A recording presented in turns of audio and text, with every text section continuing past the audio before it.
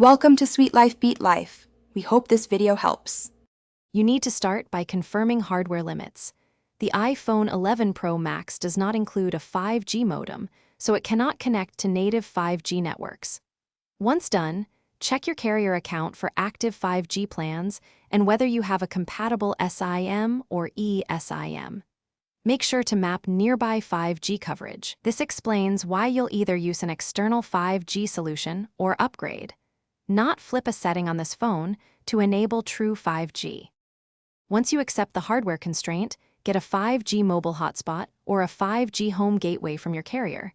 This provides real 5G internet that your iPhone can use over Wi-Fi. Connect your iPhone 11 Pro Max to that hotspot. Open Settings, tap Wi-Fi, select the 5G SSID, and enter the password. Make sure to monitor data usage and speed tests. This explains how you benefit from 5G throughput, while the phone itself remains a Wi-Fi client. To finish, run a speed test while connected to the 5G hotspot so you can confirm improved throughput and latency versus LTE.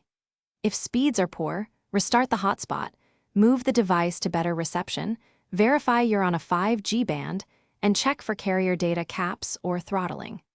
Make sure to consider upgrading to a 5G-capable iPhone for native support. This final step explains why an actual 5G modem is the only way to get device-level 5G functionality.